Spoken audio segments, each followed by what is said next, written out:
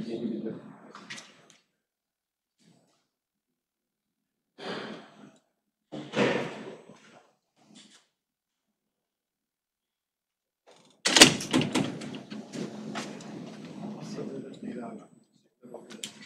back. Last time we talked about complexity, convex function, and convex sets. Now let's talk about the complexity notion we need in the class, because when we quantify, measure how fast the algorithm converge, we need to measure the convergence rate. And in another word, we want to measure the complexity given a fixed tolerance epsilon.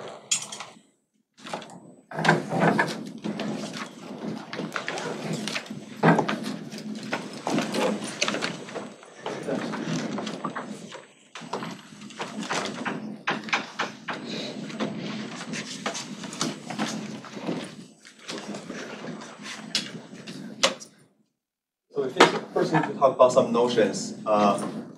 Big O, big omega, and beta. These are in the asymptotic manner. So we don't care when the object is small, but we only care when it is what's the trend when it goes to infinity. So this is called asymptotic.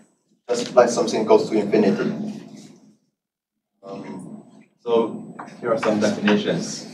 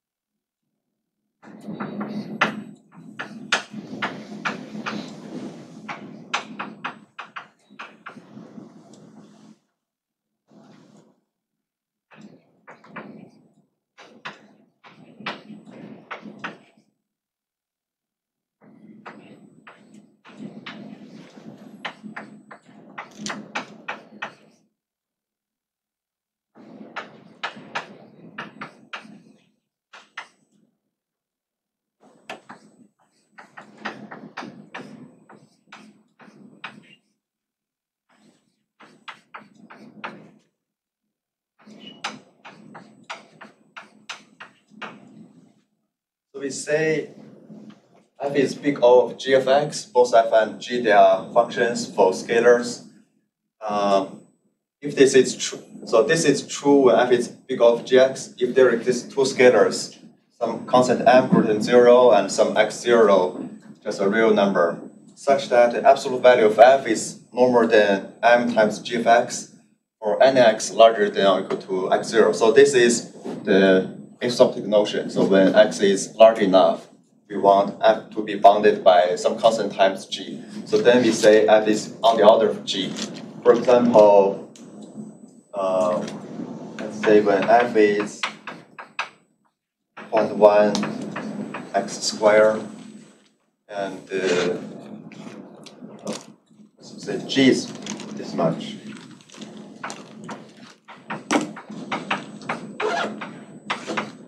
So initially, when we start from 0, they are both 0, but f is larger than g when x is less than or equal to 1000, right?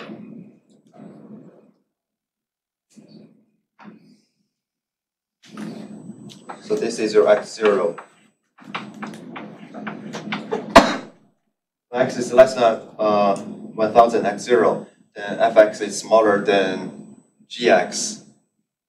Oh, sorry, fx is greater than to gx. So this is your f. The thing below this straight line is f. This quadratic function, this is g. But when x is large enough, g will dominate. So even though this is larger initially, but later g will dominate. So we say f is big O of g. Because what matters is not the constant here. It's just the magnitude of x.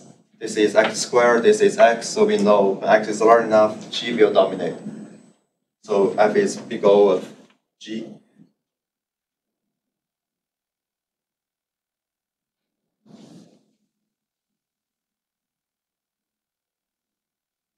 So this is bounding from the above. And the other direction will be the big omega notation.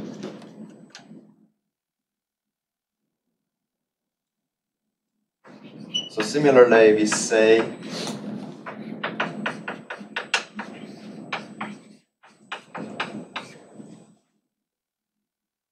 if there exist scalars I'm greater than or equal to 0 and x0 is a real number such that. So what's different is just this condition here.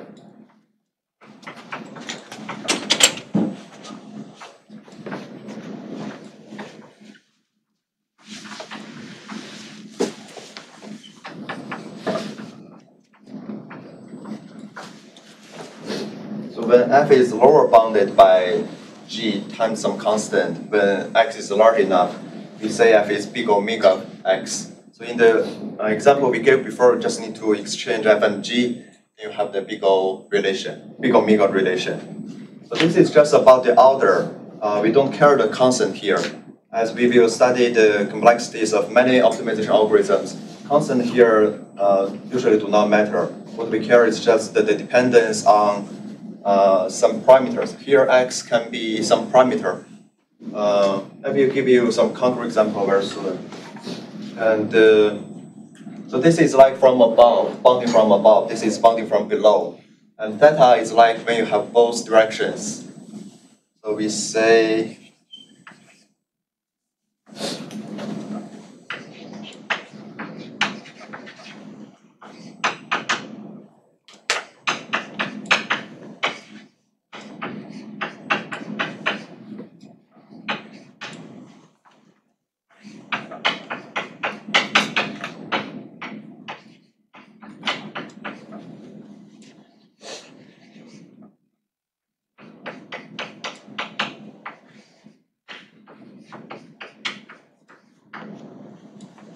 when we have f both bounded from above and below by the same function g, then we say f is set of gx. For example, if f is 0.1 x squared, g is 100 x squared.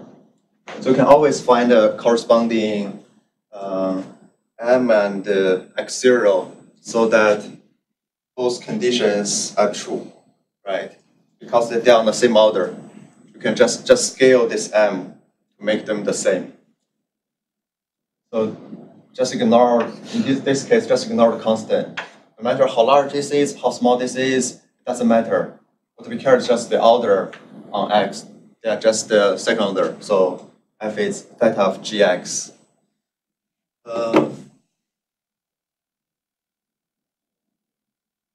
Especially this notion, big O will be quite often used in our discussion about complexity, because this is for discussing the upper bound. Upper bound is a way to describe an algorithm, how fast your algorithm converges.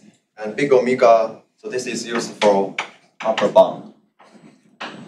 And big omega is usually used for lower bound. It's because intuitively this is bounding something from below.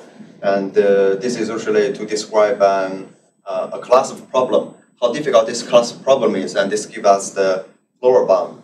So this is for lower for complexity of a problem, and this is lower bound. And especially when we have both upper bound and lower bound, we can say something like big theta, and this is optimality. For example, like accelerated gradient method, we can show both the upper bound matches the lower bound. Upper bound of an algorithm of the accelerated gradient method matches the lower bound for convex smooth optimization. So we have both big O and big omega notation, and hence we have big theta. So accelerated algorithm is optimal.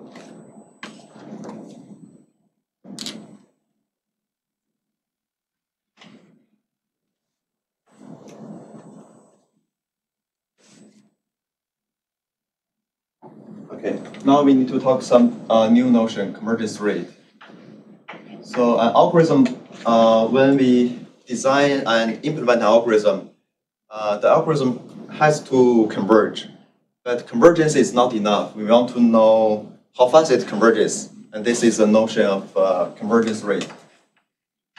So this is basically the speed of the algorithm. How does it? What's the speed of your algorithm so that the function value goes to f of x star? What's the rate?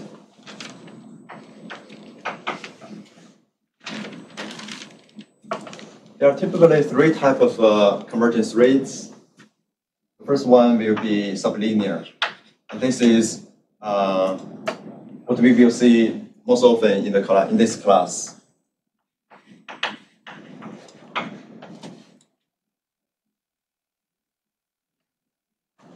Sublinear, for example, this is what we care about, right? This shows how, this measures how the performance of your algorithm, how far your current iterate is from x star in terms of function value, right? This f star is just f of x star, the optimal value.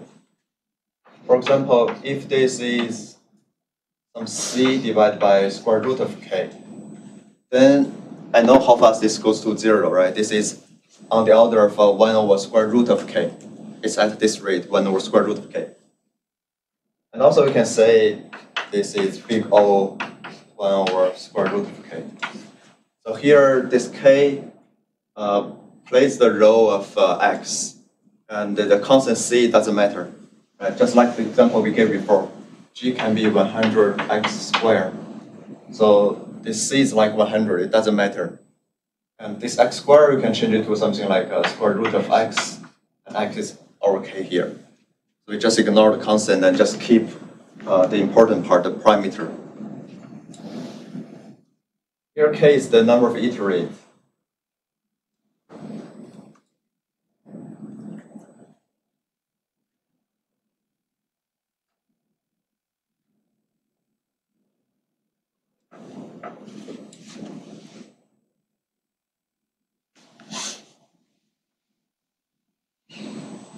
This is the case of subgradient method, square root of k. To be more concrete, if we have all the parameters, then this will be m times d0. So this is subgradient method.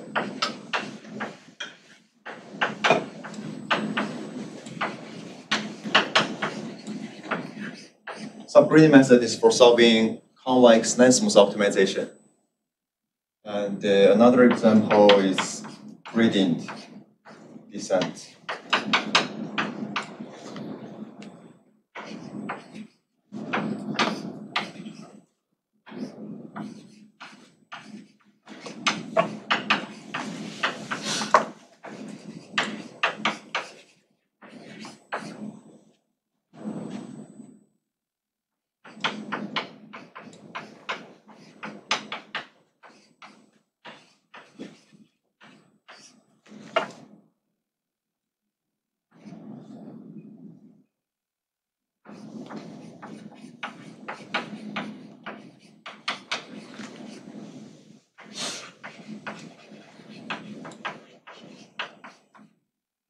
So here are the three most important examples of sublinear convergence rate. This is for subgradient method. The other two are for gradient and accelerated gradient methods. These two are for solving convex smooth. This is for non-smooth.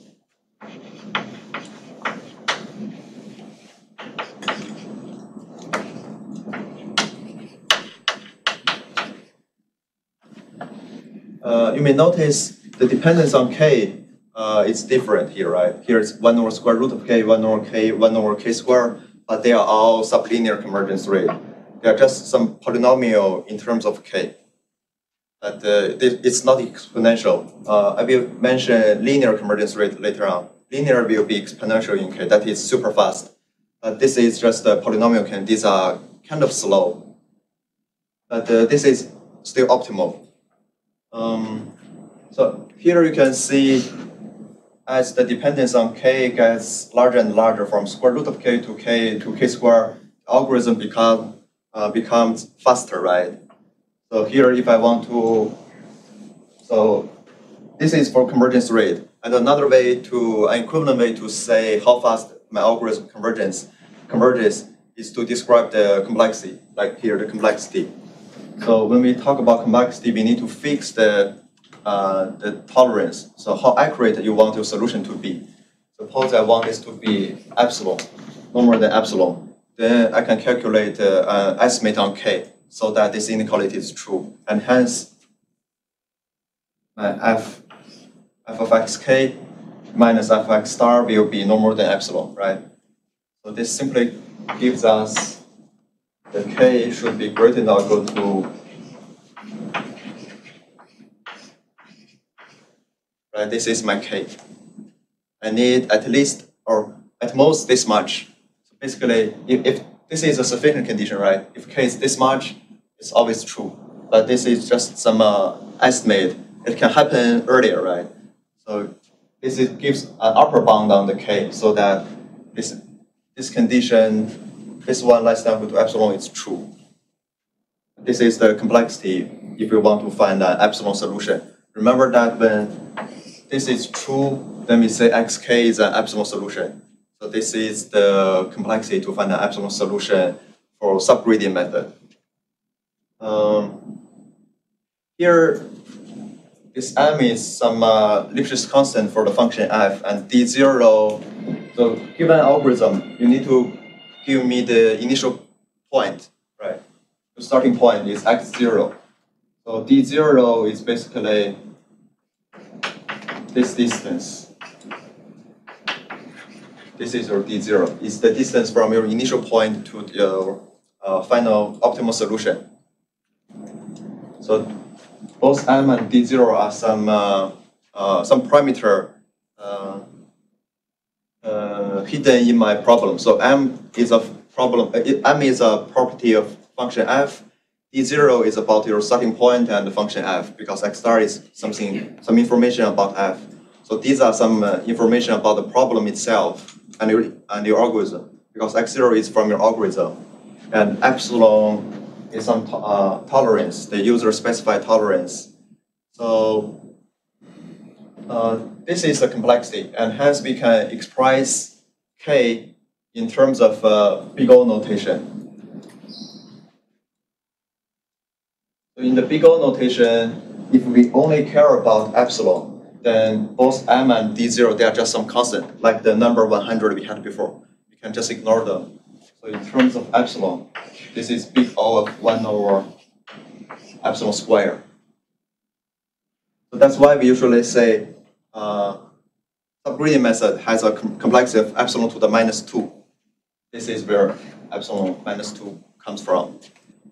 And you can do a similar calculation for the other two algorithms. For example, if you want this one to be less than epsilon, then you have the complexity for gradient method. In terms of big O, this is just 1 over epsilon. Right. And for auxiliary gradient method, again, if you want this to be less than epsilon, then your complexity to find the epsilon solution is 1 over square root of epsilon. Epsilon is a small number, so this is smaller than this one. Right. Roughly speaking, you can just think about this is greater than that one, but this is in big O notation, so this sign less than or equal to is not very precise. You have to use big O omega notation.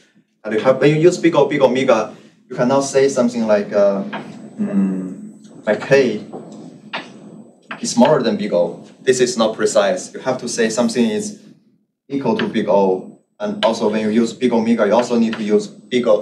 You use equal sign, not smaller than or greater than. So what you need to change is what's inside of the big omega, big O. But before that, you have to use equal sign. This is more precise.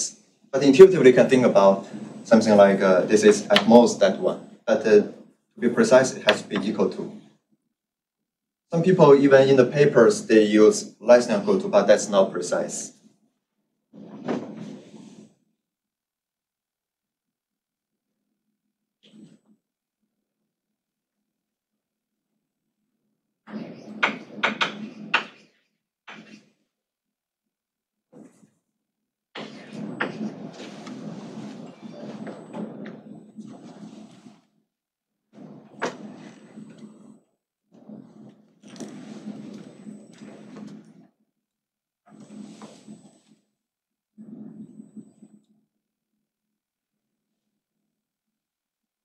Linear convergence rate is something like when you, because we design iterative method, so we carry some quantity in a recursive format. For example, we can show something like rk plus 1 less than rk to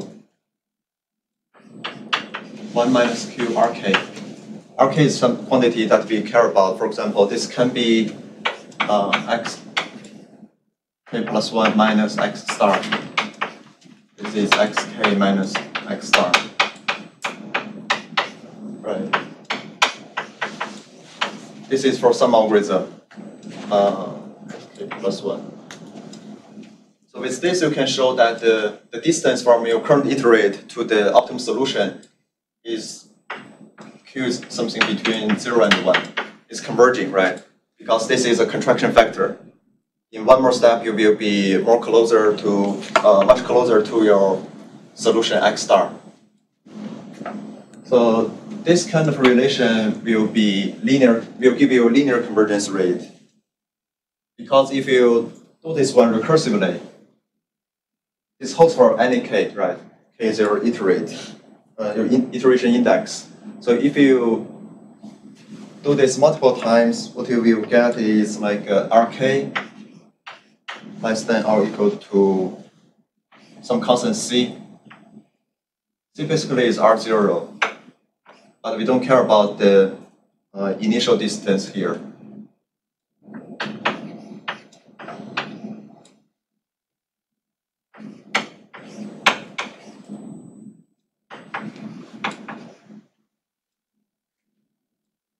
So if you want to show, if you only care about how fast rk goes to 0, then do this inequality recursively. You get this inequality, right? And then use the relation between ln x and x, or e to the minus x and e to the minus x and e to the x and 1 plus x. So you can show this inequality.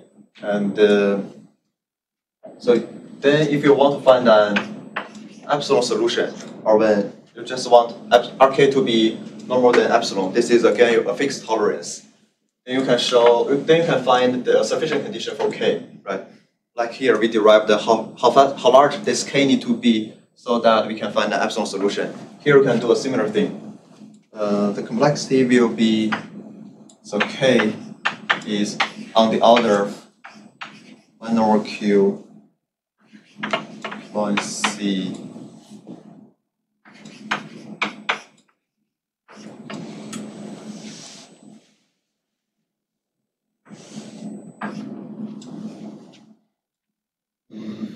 Here what's important is the q, because ln c is a constant, and over this is inside of ln. What's inside of ln will not play an important role, right?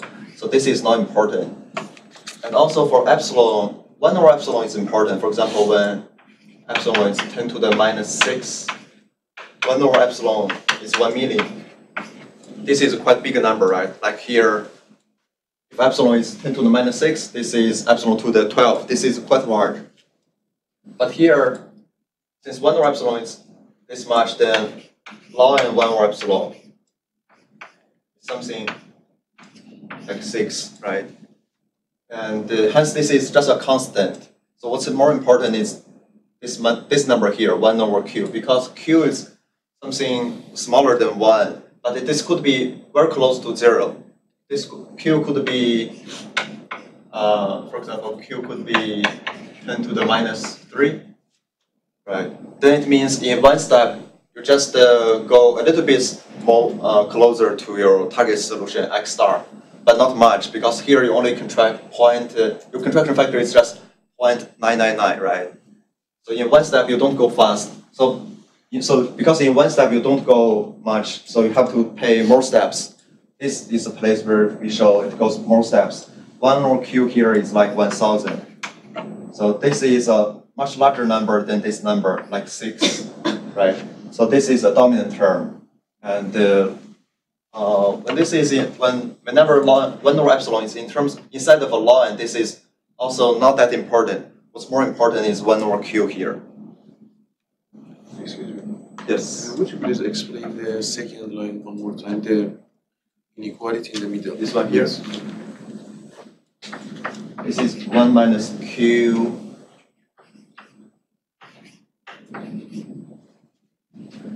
So basically, you can, so when Q is 0, this side is 1, this side is 1, right? And you can take so view this as a function of Q, view this as another function of Q. The derivative of this one is just minus 1. And the derivative of this one is e to the minus Q, right? And my Q is in this interval. So this is larger than this one. And so this is when Q is 0, it's like here.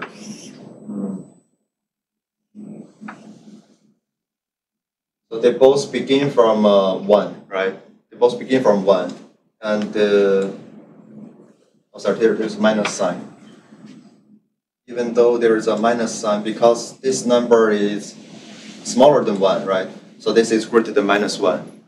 So this means this starting from 1, this function decreases slower than this one, right? So it would be something like this. It decreases slower than that one. So in this interval 0, 1, this function is always above this function, right? Or we can also show this from Taylor's expansion.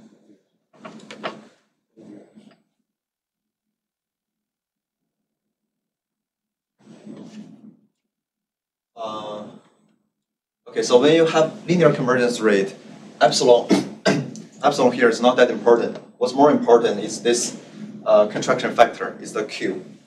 Let me give you some concrete example.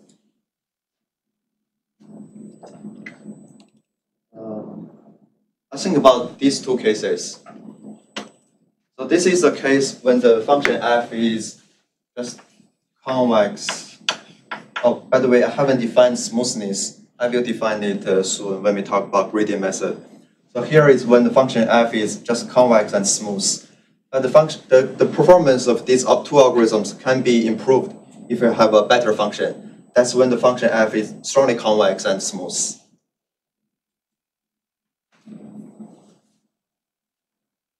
And also, I haven't defined strong convexity. It will be defined soon in today's lecture.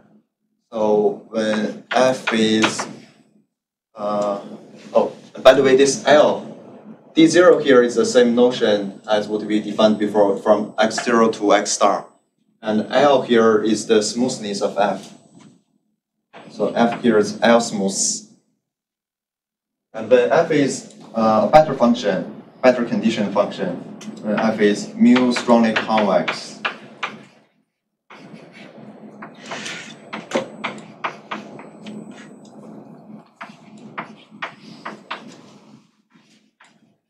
And L smooth. This is a much nicer function compared with convex smooth, and so we can have a better performance of both algorithms on this function. Then the complexity of gradient method.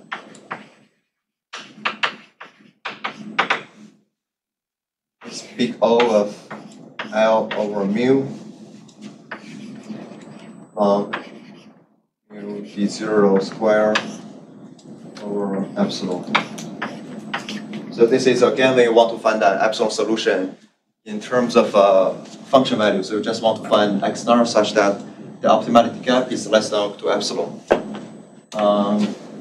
But compared with the complexity before was L d0 square over epsilon.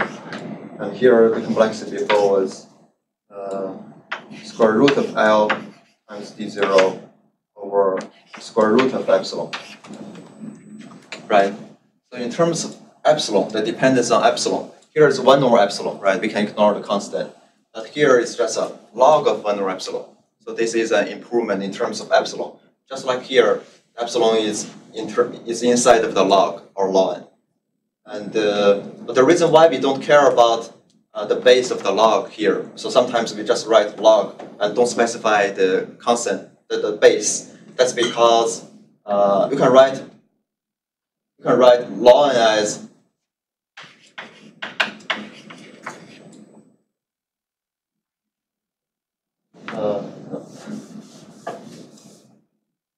I write ln of x as log x log e, right? So this denominator log e is just a constant. So again, we ignore constant in the big O notation. So that's why we usually just write log and don't specify the base. So here, what's important is this number, L over mu. L over mu is like 1 over Q here. So this basically gives you the contraction factor, and epsilon is not important. And usually, you can simplify this notation, just write what's important here. This can be written as big O tilde notation. This is a new notion, big O tilde of L over mu. So this tilde notion is just to hide any log term.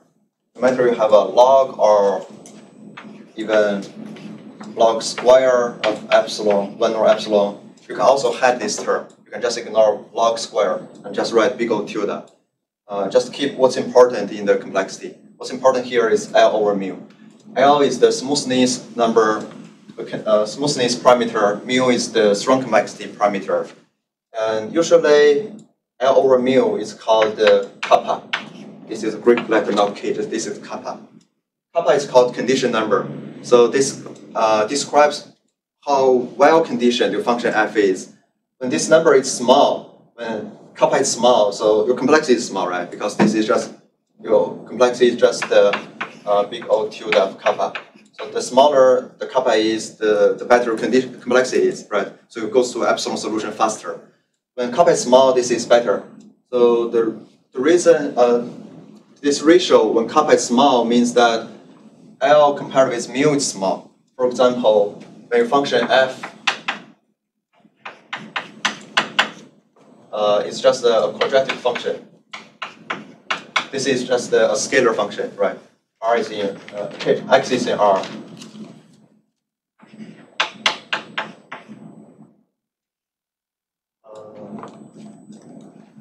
Here, a parameter a. Suppose my a is greater than 0. So the smoothness, we will later define what smoothness and strong complexity is. But here, in this simple case, both the smoothness parameter and strong complexity parameter, they're both A. And hence, your kappa is L over mu, which is A divided by A. This is 1. So this is the best case we will have. Usually, you must have L greater than 2 mu. So kappa has to be greater than 1, greater than or equal to 1. And in this case, you have exactly kappa is 1. So in terms of complexity, if you want to solve this problem using gradient method, you just need order 1 iterations. Order 1 just means a constant number of iterations, right? Because 10 can be written as order 1, or 100, or 15. They are all order 1. But no matter how large it is, in terms of epsilon, it's just log of 1 over epsilon. So it's not important with respect to epsilon. This is just a constant number. So whenever you have order 1, this is a very good algorithm. Or maybe your problem is very well conditioned, like here. The problem is well conditioned because kappa is just 1. That's why it's called a condition number. It describes how well the problem is conditioned.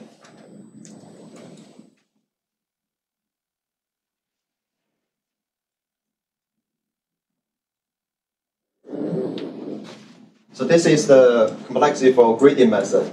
And we also have the complexity for accelerated gradient method.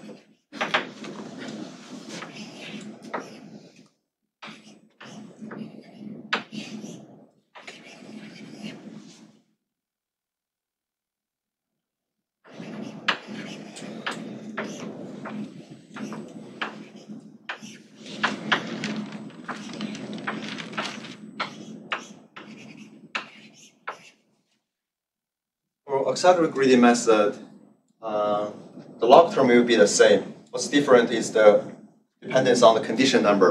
Here we have just the big O of condition number. But here is square root of condition number. Because condition number is greater than or equal to 1, so this one is better, right? Suppose your condition number here is 1 million. Here we just have 1,000. So here you may need to do 1 million iterations, but here we just do need to a few thousand. So it's much better. That's why accelerated is better. Any questions? Yes. Yeah, so for these results on the left, you're making no assumptions about strong convexity or smoothness? No. Yeah. Here we assume smoothness. You assume, right. Only L. This is just convex, no strong convexity. Here we can view the strong convexity parameter as 0. But you may need to take the limit. You may need to, like, mu goes to 0 and take the limit, do some calculation. It will recover the complexity here.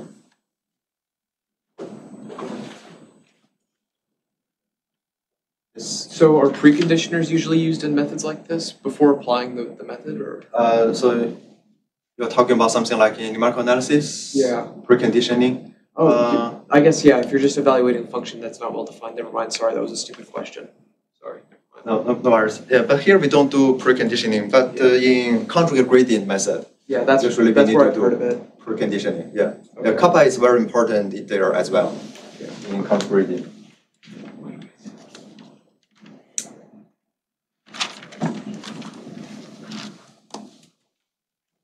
So far, we talked about the two cases of convergence rates, linear convergence rate and sublinear. And there is a notion that is even faster than linear, that is called quadratic.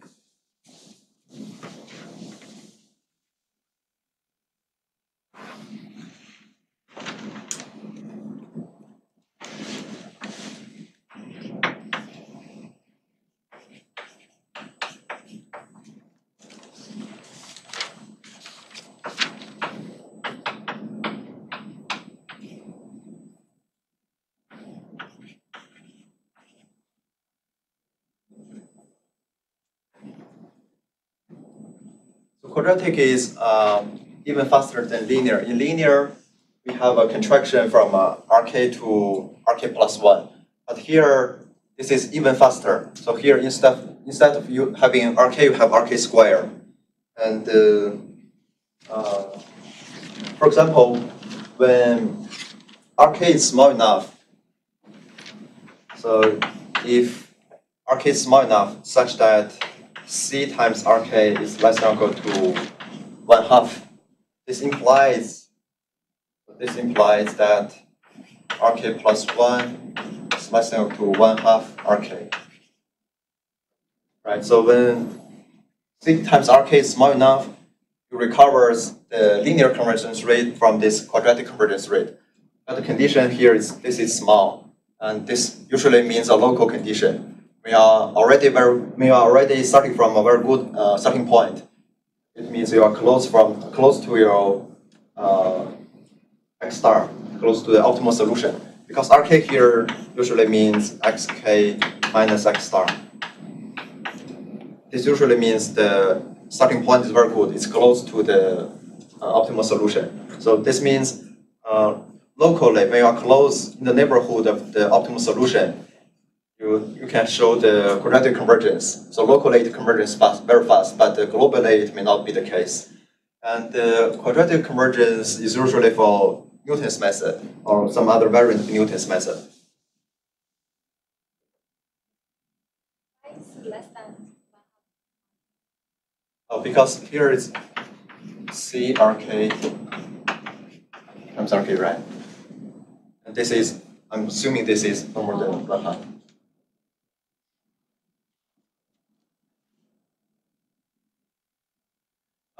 If you do a careful calculation, just like what we did there, try to do this convergence, try to apply this inequality recursively, then you can show that the dependence on epsilon, if you want RK to be less than or equal to epsilon, this will, the dependence on epsilon will be ln n 1 over epsilon. So it's a much bigger dependence on 1 over epsilon. Before, in linear convergence, we have ln of epsilon, but here you have ln, right? Like the case when epsilon is 10 to the minus 6, this is 6. You have an even smaller number, ln of 6, but yeah, this is even smaller. So the dependence on epsilon here is really not that important. And a concrete example of this one is Newton's method.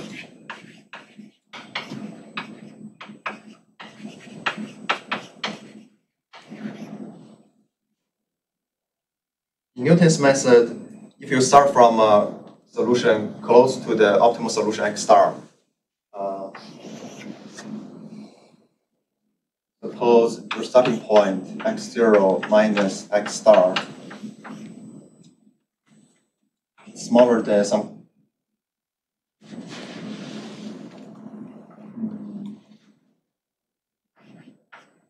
R bar.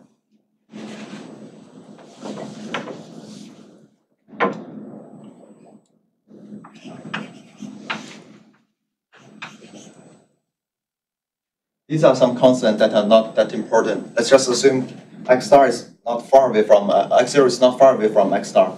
You begin from this point, and then you apply Newton's method. Then you can show that two things. First, xk minus x star will always be within this within this bound, no more than x star. And second, this is for any k.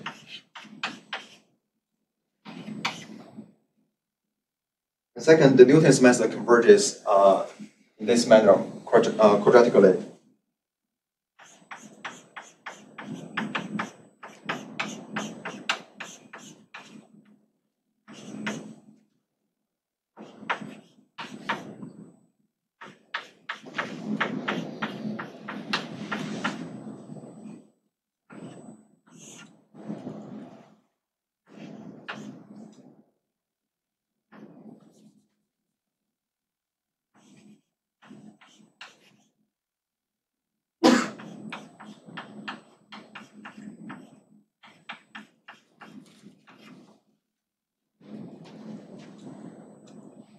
So this is some constant here, and this is like the RK square.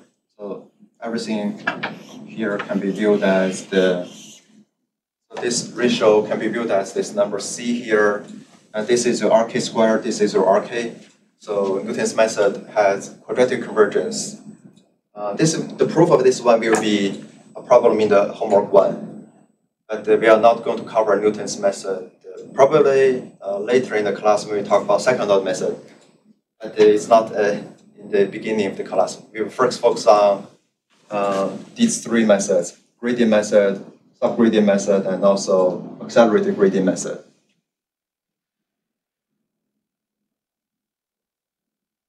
The reason that it is C because everything is contained in this bowl. Otherwise, the C depends on K.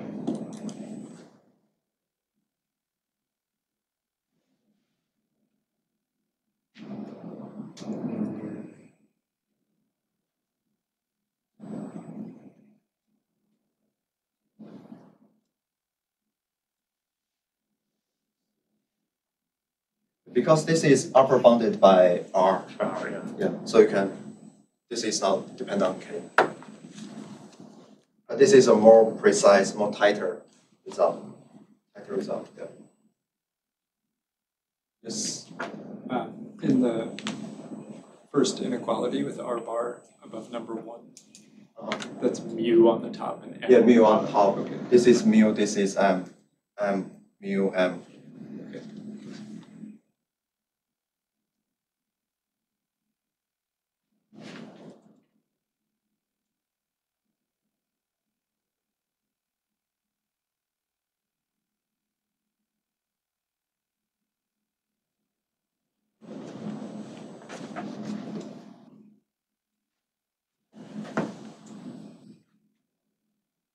Okay, so with that, we conclude the lecture on complexity and convexity. So now we will move to a concrete algorithm, the gradient algorithm. and study its convergence rate and complexity. So I will post the lecture on convexity and complexity in the Blackboard. So you can check the notes there.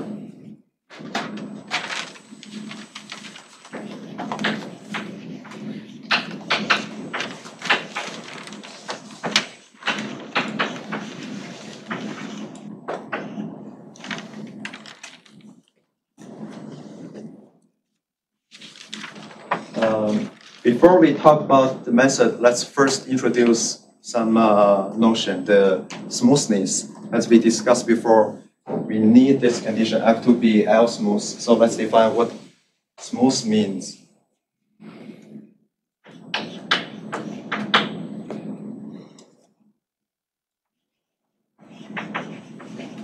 So a function F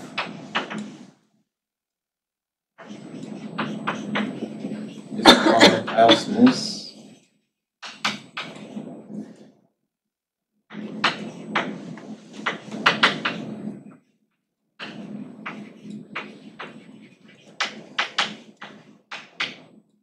If its gradient is L Lipschitz continuous.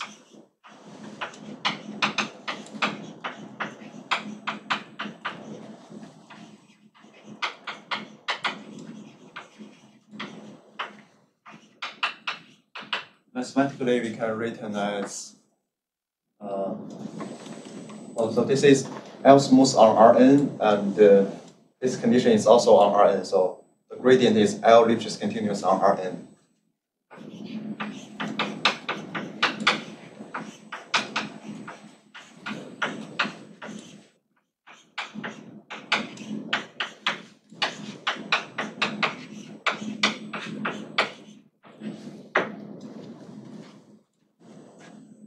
Basically, it's just telling us pick any 2 points x and y. You compute the gradient difference, and this is controlled by some constant L times the difference of the 2 points. This is a very basic and important notion that we will use again and again in this course. Both smoothness and strong convexity are very important. And let's see a lemma that characterizes the smoothness. So what can you say based on smoothness?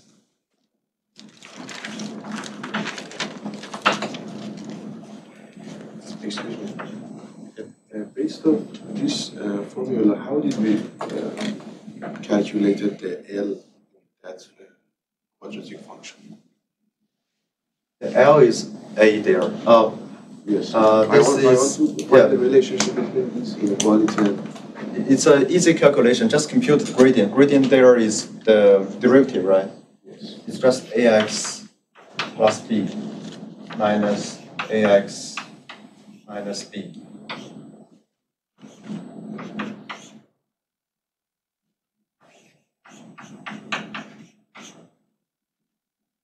Right. So A is the L. Yes.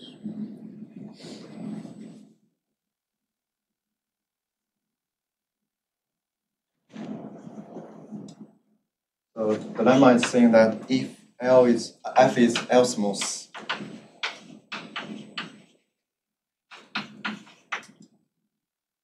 then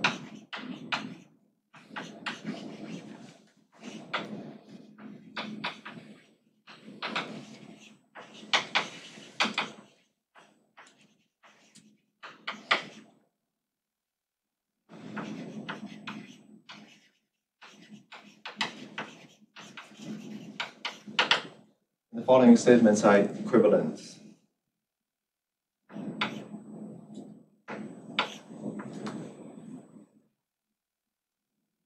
All the statements are for any x and y in Rn, so I will just write them there. This is for any x and y in Rn. First, fx minus f of y minus the inner product of fx y minus x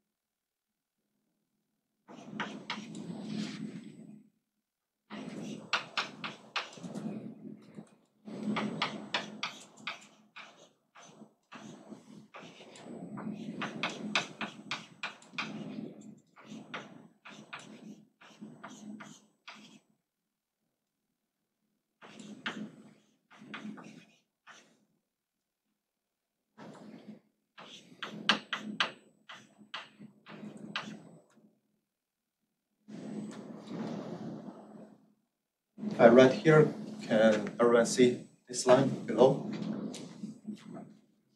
Okay.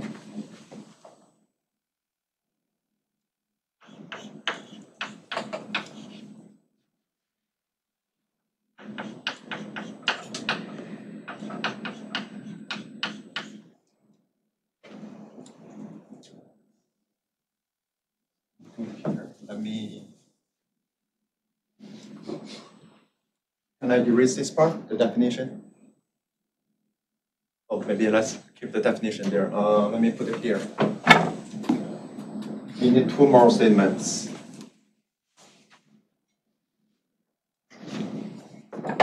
So, statement 3.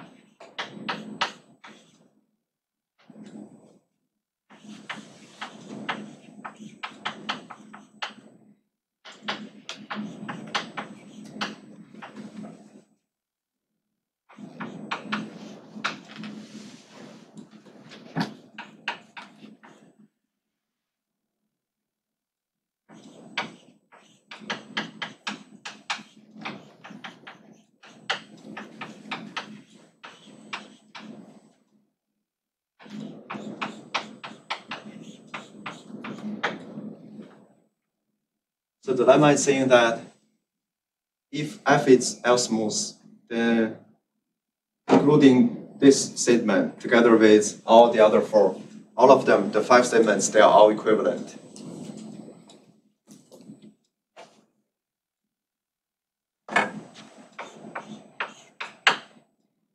Let's do the proof. First, let's call this one as maybe 0. This statement, f is L smooth. Let's call it 0. So when we show they are equivalent, it's better to show in a chain, right? One implies the other, and like a cycle. So we first begin from 0 to 1.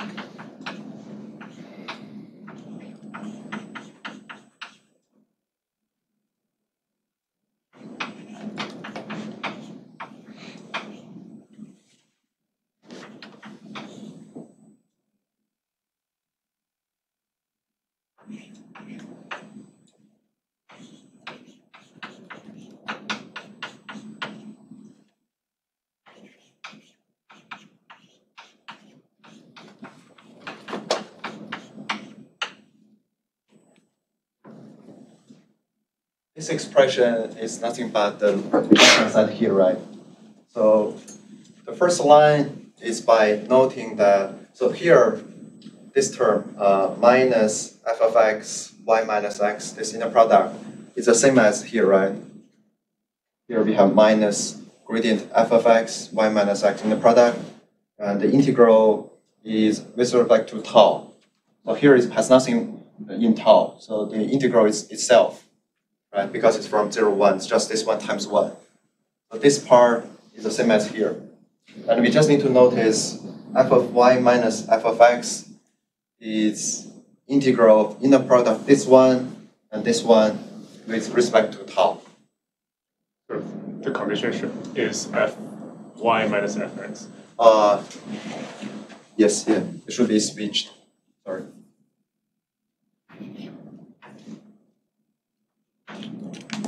Yes. Basically, this is this part is a linearization, right? This is first off, this is the function value. This is the gradient part. These two is a linearization. So this is saying that the function minus the linearization is upper bounded by a quadratic. Right, this part can be viewed as linearization function. So this is the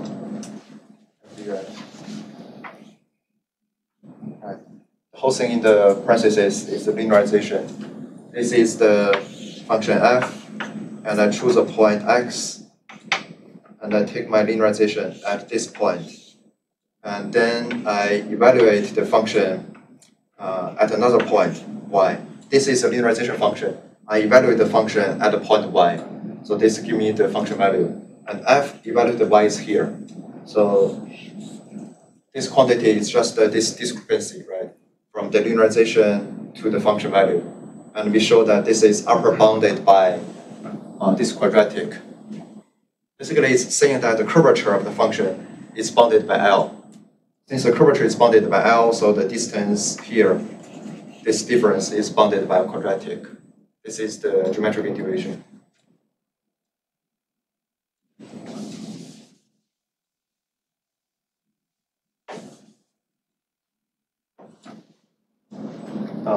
Is there any question about this? The first line? This is just the calculus first line. Okay, and from here, we need to use Cauchy-Schwarz inequality. So here I skipped one step, but it's very simple. Just do some operation on this object within the integral. Do not touch the integral. So what's inside here is the inner product, right? The inner product is less than or equal to the product of two norms by Cauchy-Schwarz. So it's one gradient minus another gradient times y minus x, right? And here we can use the definition of L smooth, right? This is bounded by L times the point difference. And the 2 points are this one and this one. The difference is just tau times y minus x. So here it's bounded by L times tau y minus x, right? Because this scalar can be taken out of the norm. So that's why we have L tau norm square here. And everything except tau is a constant. So we just integral the tau, it gives 1/2. Okay, clear?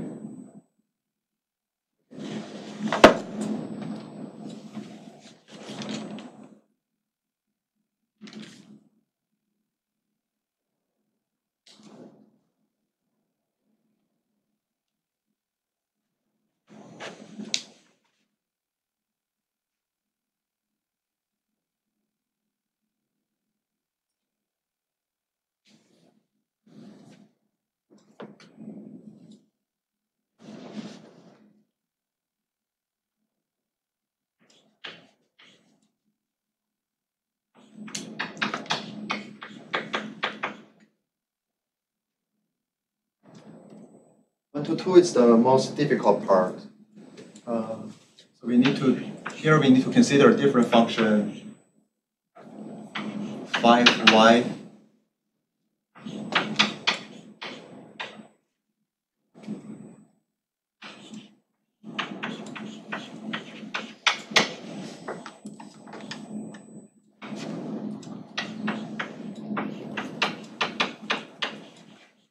So we first fix x0 in Rn, and then consider this function. This is a new function. It's easy to note that the optimal solution of this one, the y star, is x0.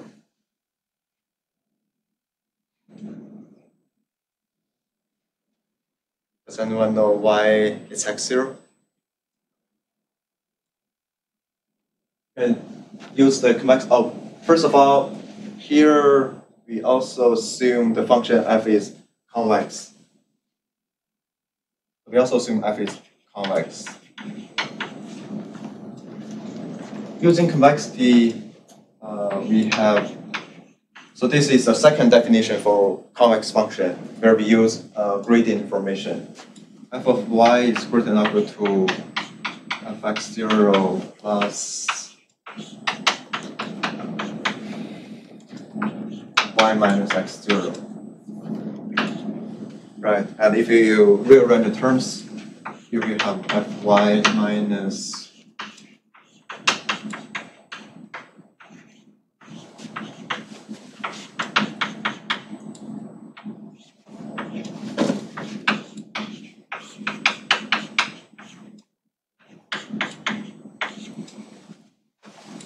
this is 5y, and this is 5x0, right? Because this is the convexity inequality. So for this holds for any y and x0. Since we fix x0 here, so we just vary y. So this inequality holds for any y. And so the minimum value is just 5x0, and we can achieve the value by taking y to be x0. So our y star is just x0.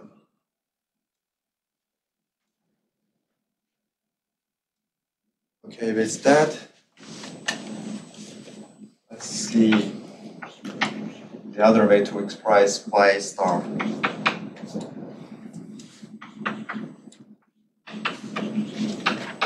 As we showed before, this is a minimum value.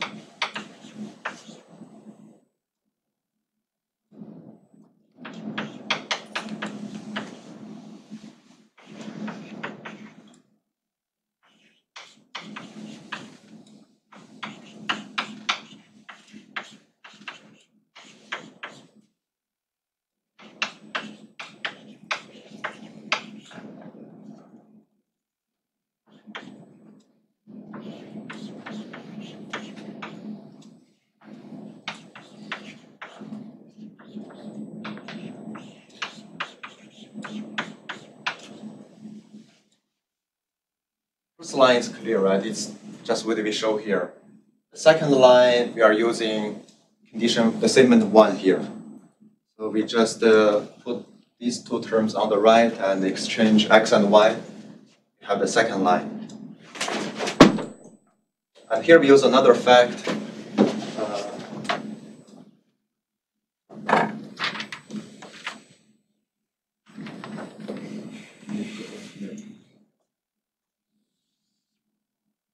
We use another fact that the function f of x is less than or equal to gx, and the minimum also maintains this relation. So minimum of fx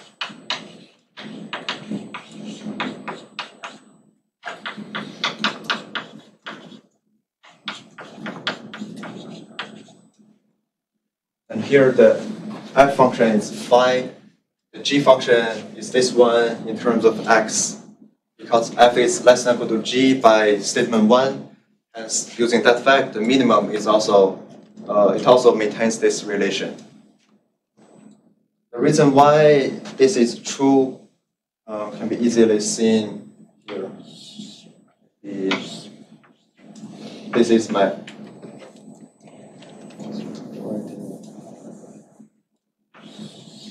this is my f. This is my g. Suppose I do have I can obtain minimum. I do have the minimum solution. So it's not the inf here. This is minimum. It's attainable. Suppose the minimum of f is here, and g is suppose minimum f is here, and for the same point, I can evaluate the g function, right? This is suppose this is x star. And this is x lower star, this is upper. I can evaluate the function value here. So I do have f of x star is written down to gx star. This is because f is above g anywhere, right? Quantity-wise, f is above g. And of course, this value should be above the minimum value for G.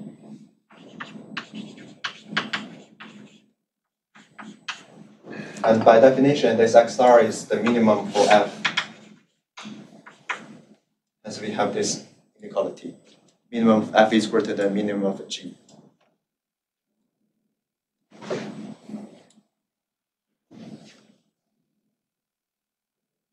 So this is true, this is true.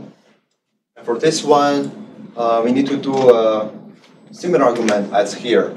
But it's stronger because we do have a we not only have less than or equal to, but we also have a greater than or equal to. So in the end, we have equality here. I'm going to skip this one because it's easy to check using Cauchy-Schwarz. Here is again by Cauchy-Schwarz. And you replace the norm x minus y by r, and using a similar argument as here. So this one, I will rely on you to check this one. If you have any question, just come to me afterwards. And for the last one, we just do a minimization with respect to a scalar r. So this is easy. Okay. So statement 2 is proved because you can just use this definition. Just replace all the phi by this definition and do the rearrangement. And now, because x was fixed, x0 was fixed there, you can change it to anyone. You can change x0 to be arbitrary x. And then do a rearrangement, you can recover statement 2. Basically, here is just algebra afterwards, after this point.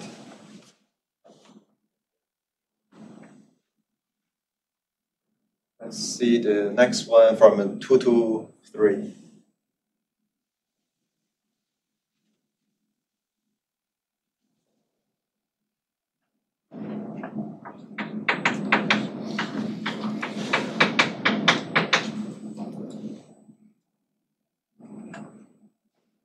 Two to 3 is easy by adding 2 twice. So for 2, we have fx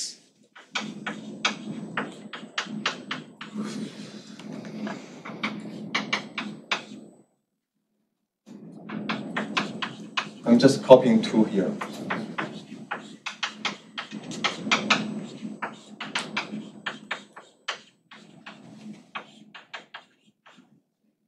This holds for any x and y, so you can, of course, interchange x and y.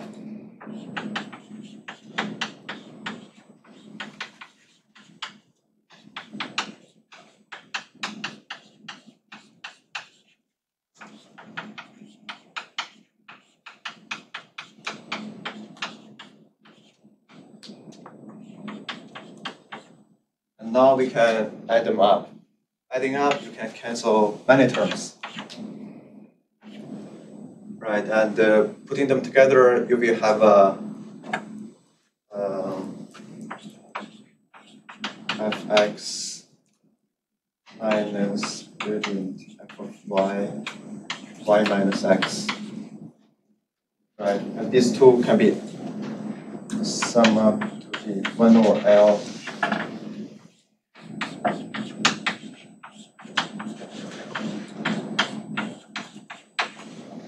and putting this term to the right, put the inner product to the right, we have this inequality.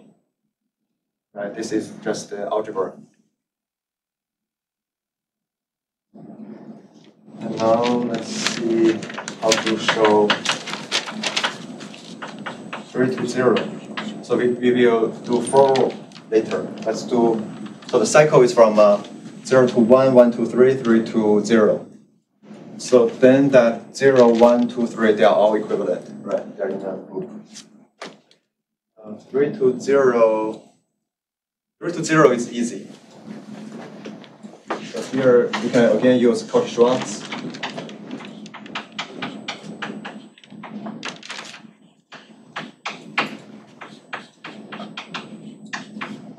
Right, and then you can cancel this term. And moving L to the right, you can recover the smoothness condition. And this is easy. So now the 4 statements are equivalent. We just need to show one of them is equivalent to 4. And our choice will be 1.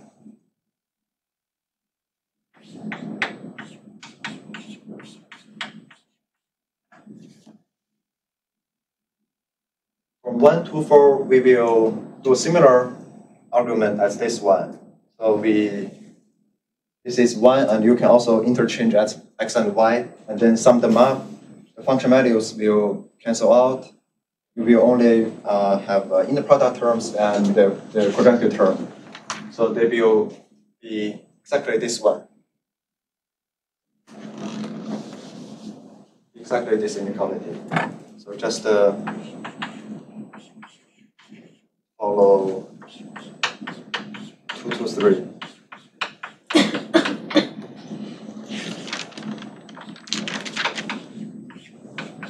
The last direction is from 4 to 1.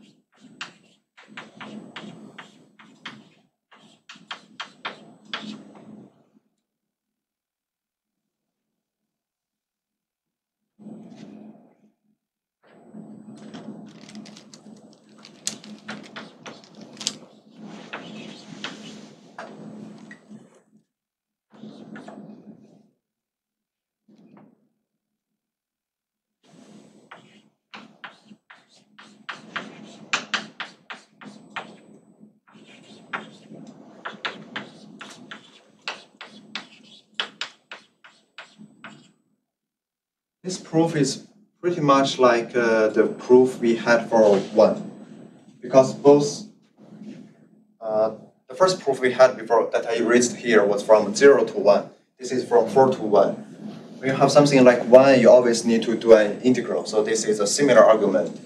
The first step is just as before, we do a reformulation of this function value gap, right? This is a function value of y of f evaluated at y.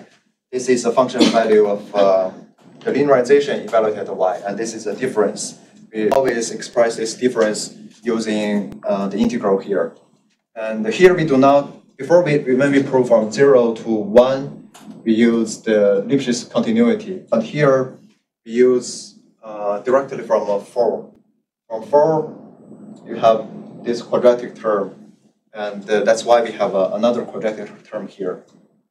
And then we do an integral, we get the same bound as before in 1, the upper bound. So I just have a question about the lemma. So the original statement was that the following statements are equivalent, but is it that if it's L smooth, then all of these are true and equivalent?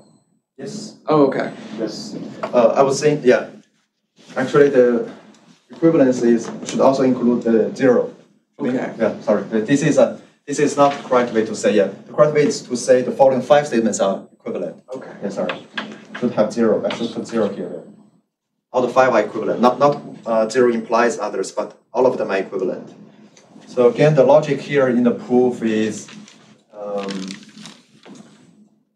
so we have 0, 1, 2, 3, and 4.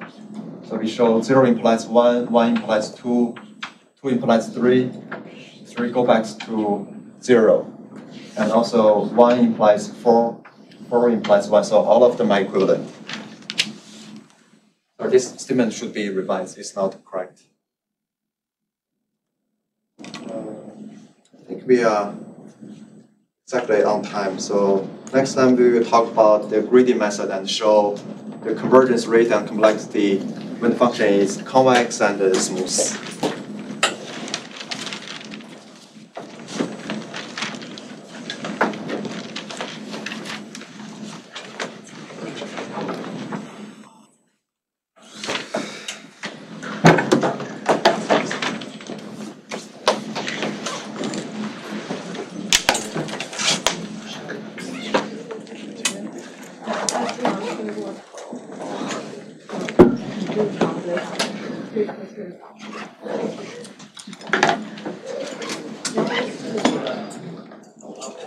我应该会很喜欢，应该会是。电视里面开会是。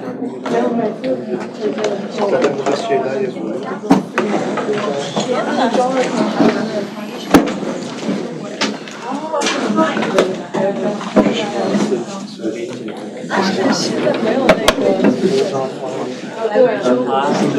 快递的这个也有。我感觉已经听不懂。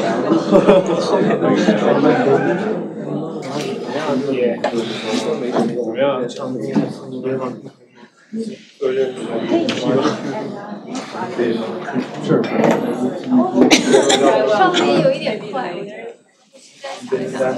然后明天可能要把它。就是我明天我觉得我可能会问这个。我发现你是真的贴。我也是误打误撞。我是怎么听说这个课的？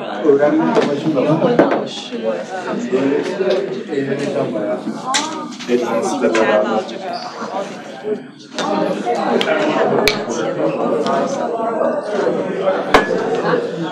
这个得看情况。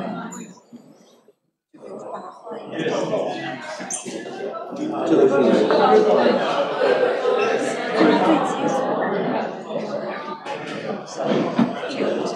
大一点的这个不行。到那个地方，我忘了。盒怎么还不见了？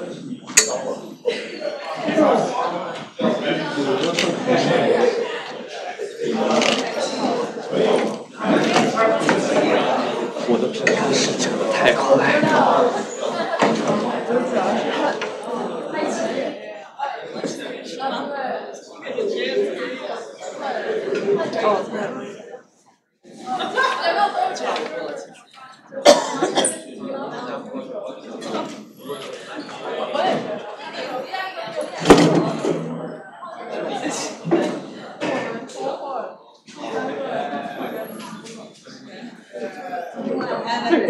太气了。没有人进去。